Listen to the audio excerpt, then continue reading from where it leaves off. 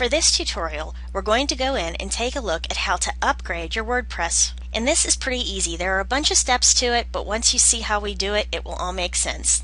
The first thing we're going to do is back up our database that has my site in it. Now, Bluehost has Site Backup and Restore, but if your hosting company doesn't have that, you may need to go down to the Databases section and look for the MySQL Database Wizard.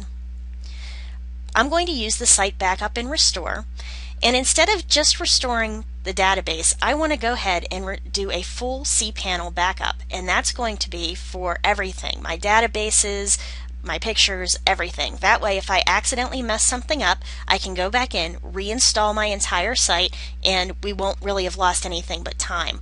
So do a full panel backup, a daily system backup. I'm going to switch this to zip archive, and I'm going to click Start Archiving. Then it's going to give me the option to click here to download, and I'm going to download the archive file to my computer.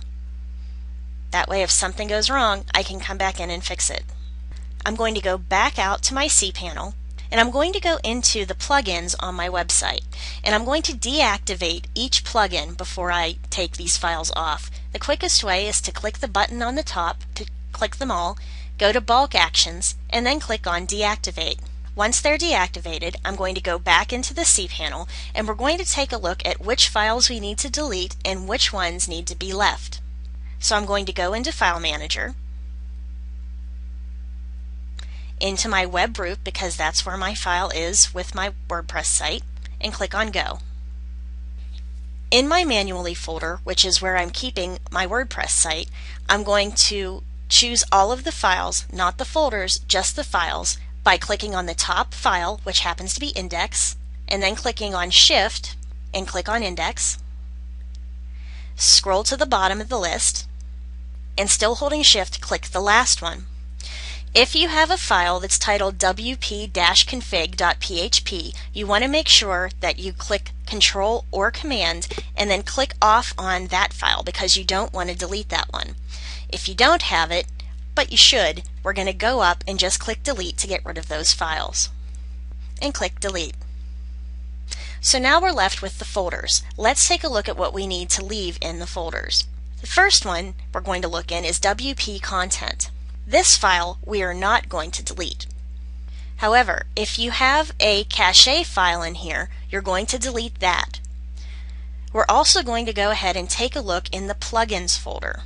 And if you have a file in there that says \widgets, you'll get rid of that. But you can see we also have the Akismet folder, which is a plugin file, and I'm going to delete that as well. Then I'm going to go back out into my Manually folder. If you have a WP-images folder, you want to make sure you leave that on your server. You're also going to want to check for a WP-includes \languages folder, which I don't have a languages folder in my WP includes, but if you're using a language file, you'll want to leave that there too. Don't delete it. Next, if you've added any custom rules to your .htaccess file, don't delete it. And leave your robot.txt file if you have one of those. Since I don't have any of those files to worry about, I'm just going to go ahead and save all of my files and delete them. Next, we're going to go to wordpress.org, and we're going to download the WordPress 3.4, which is going to be used as our upgrade. We're going to save the file to our computer, and here are my extraction results, and I'm going to click Close and reload. Open up my WordPress file, Shift and click all of the files, open up my public HTML folder so I can see my Manually folder, and then click on my bottom file and drag it into Manually to get it into the right place.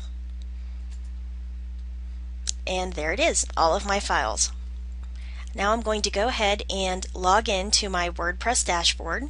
Once you log into the WordPress site, you can figure out if you have any upgrades that are available by going up into your address bar, and after the wp-admin / type in upgrade.php. And you'll come to a screen that will tell you if your database is up to date. And I'm going to click Continue. Once all of that is done, we're going to go into our dashboard, into our settings, and check our permalinks. Make sure that all of your permalinks are correct. Then you're going to go back into your plugins and you're going to reactivate all of your plugins. So that's how we go ahead and upgrade our WordPress page. So thanks for watching. I hope this helped you out, and I'll see you at the next tutorial.